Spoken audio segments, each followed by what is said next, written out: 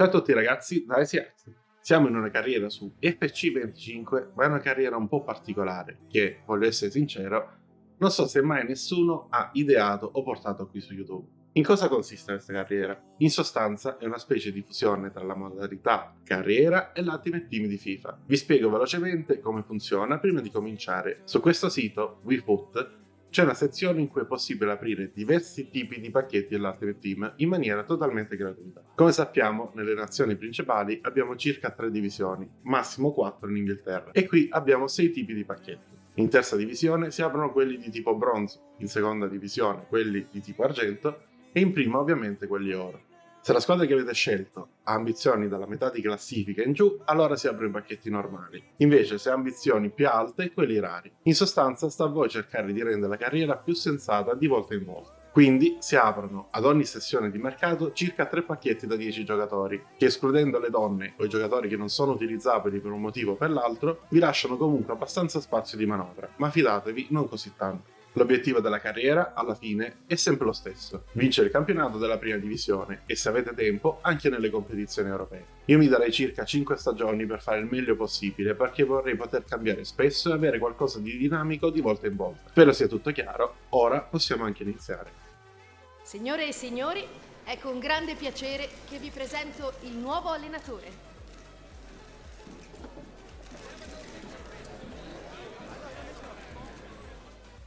Ho deciso di evitare di farvi vedere tutte quelle cose secondarie che avete sia già giocato che già visto chissà da quanti altri, e di farvi direttamente vedere il credo tattico che penso possa far rendere al meglio la squadra e contemporaneamente essere in linea col mio stile di gioco. Parliamo di un 4-3-2-1 equilibrato. Giocare e creare superiorità numerica al centro è fondamentale, ma d'altronde la rosa a disposizione, praticamente sprovvista di ali offensive, non lasciava molto spazio di manovra. Rosa che comunque è abbastanza buona. Silvestri in porta, De Paoli a destra e il tridente d'attacco composto da Borini, Tutino e Coda è sicuramente un buon inizio. E proprio a proposito di Rosa, direi che è il momento di aprire i pacchetti che dovranno aiutarci a trovare i nostri rinforzi. Vi ricordo che, essendo la Samp una squadra che punta alla promozione, apriremo i pacchetti argento rari, in quanto siamo in una seconda divisione. Il primo pacchetto devo dire che è abbastanza deludente. Non vedo nulla di così interessante ed in più c'è anche una calciatrice donna che per forza di cose non può essere utilizzata.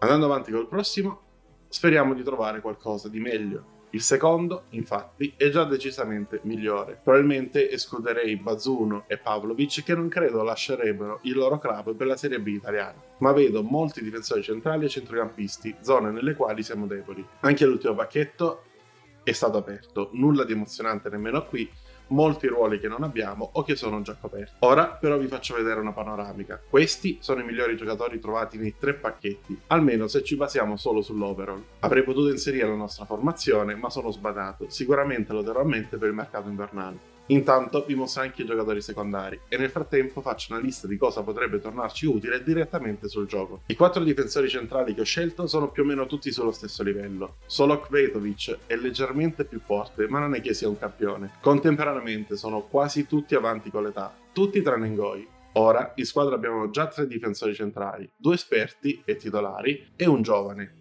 Quindi, la scelta migliore possibile in questo caso penso sia quella di tentare di acquistare Ngoi dallo Standard Liegi. Ngoi ha 21 anni, ma non è un gigante, è principalmente un difensore centrale, anche se può tranquillamente adattarsi come terzino a destra. Ha sicuramente un buon fisico, ma per il resto diciamo che rimane nella media. Se dovesse crescere, allora bene, in caso contrario vedremo da farsi più avanti. Pensavo di pagare tutto cash, visto il prezzo accessibile, ma in realtà mi hanno proposto uno scambio alla pari tra Ngoi e Bellomo, che mi dispiace anche dirlo, non rientra propriamente nei miei piani. Sono tentato di accettare e penso proprio che farò così, anche perché come numero dovremmo essere a posto col prossimo acquisto che vedrete.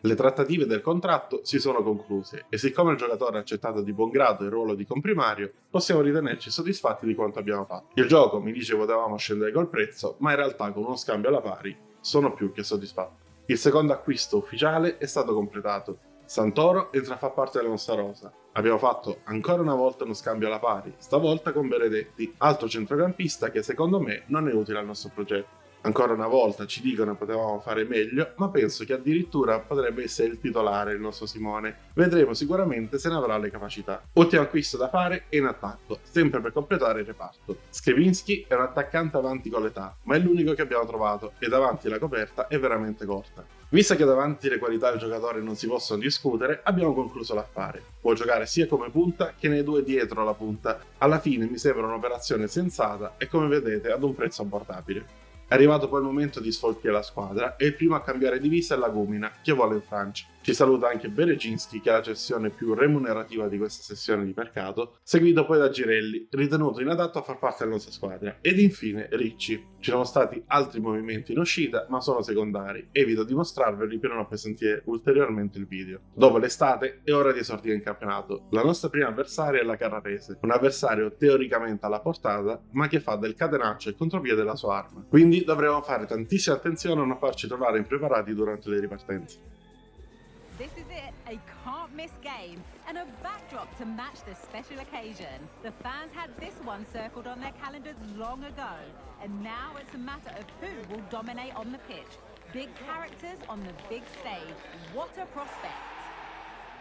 The full match is coming up next on EA TV. Mi sono anche forse dimenticato di avvertirvi del fatto che ho selezionato la modalità simulazione, quindi dovreste vedere un gameplay leggermente più lento del normale. Tutto pronto per l'esordio in campionato, partiamo. La prima azione pericolosa della partita è stata nostra, con l'inserimento di coda ben visto da Totino, ma da lì era troppo difficile riuscire a segnare.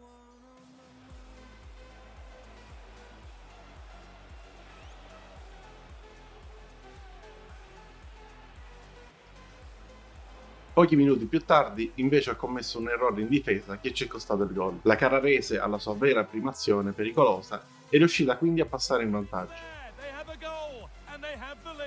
Ci siamo dovuti affidare a Silvestri, che è stato costretto a salvarci in più di un'occasione, con parate fondamentali. All'inizio della seconda frazione siamo andati vicino al pareggio, ma il tiro di Massimo Coda si è spento sul fondo, dopo essere passato vicino al palo. Un'occasione che probabilmente andava sfruttata decisamente meglio. Lì è finita la nostra partita. Prima un'incursione in area della Carrarese ha portato al raddoppio, con l'attaccante che è stato libero sia di tirare che di avventarsi sulla respinta del portiere. E subito dopo, in contropiede, abbiamo subito un gol da lontano impossibile da parare. Un tiro assurdo dall'attaccante della Carrarese che ha chiuso definitivamente la partita. Il nostro esordio dunque è stato pessimo, c'è tanto lavoro da fare e già dalla prossima partita dovremo migliorare il rendimento. Spero comunque che il video vi sia piaciuto, lasciate un like ed iscrivetevi per nuovi video, alla prossima!